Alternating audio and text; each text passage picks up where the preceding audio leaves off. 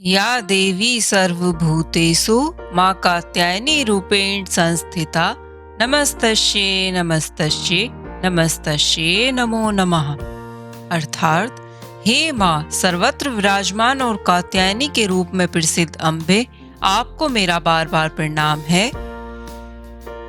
तो भक्तों, नवरात्रि में दुर्गा सप्तशी का पाठ या श्रवण अवश्य करना चाहिए। इससे माँ दुर्गा का आशीर्वाद प्राप्त होता है और घर में सुख शांति और समृद्धि में वृद्धि होती है। नवरात्रि का छठा दिन माँ कात्यायनी की उपासना का दिन होता है। इनके पूजन से अद्भुत शक्ति का संचार होता है। वे दुश्मनों का संहार करने में यह सक्षम बनाती हैं।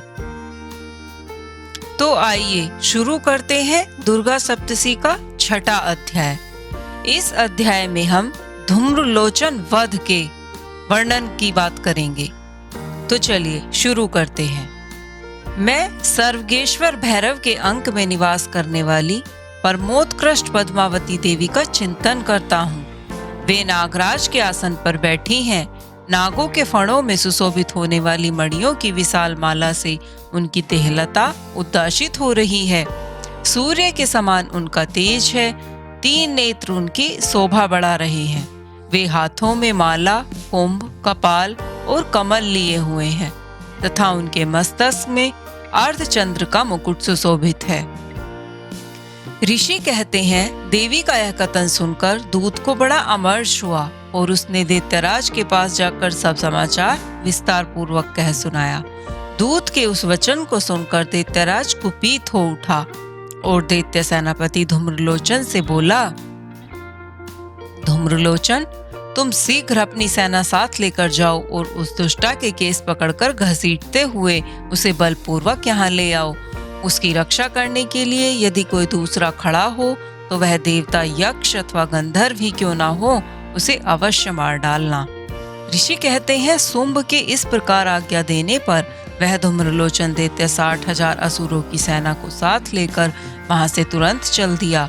वहां पहुंचकर उसने हिमालय पर रहने वाली देवी को देखा और ललकार कर कहा, अरे तू शुंभ निशुंभ के पास चल। यदि इस समय प्रसन्नता पूर्वक मेरे स्वामी के समीप नहीं चलेगी तो मैं बलपूर्वक झोंटा पकड़कर घसीटते हुए तुझे ले चलूंगा।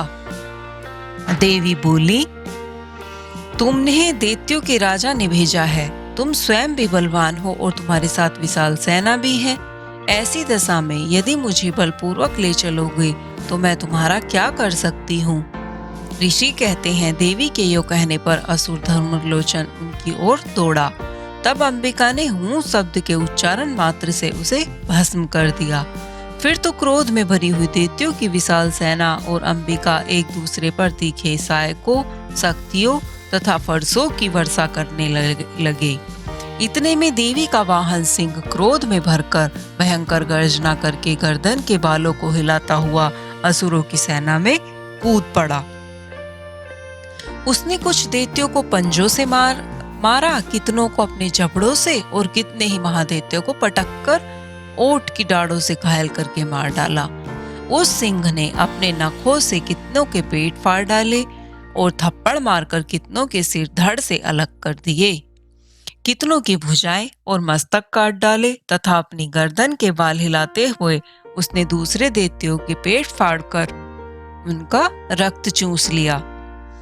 अत्यंत क्रोध में भरे हुए देवी के वाहन उस महाबली सिंह ने क्षण भर में ही असुरों की सारी सेना का संहार कर डाला।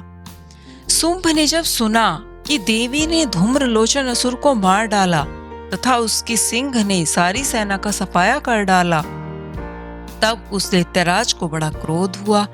उसका होठ कांपने लगा। उसने चंड और मुंड नामक 2 महादैत्यों को आज्ञा दी, हे चंड और मुंड, तुम लोग बहुत बड़ी सेना लेकर वहां जाओ। उस देवी की छोटे पकड़कर अथवा उसे बांधकर शीघ्र यहाँ ले आओ।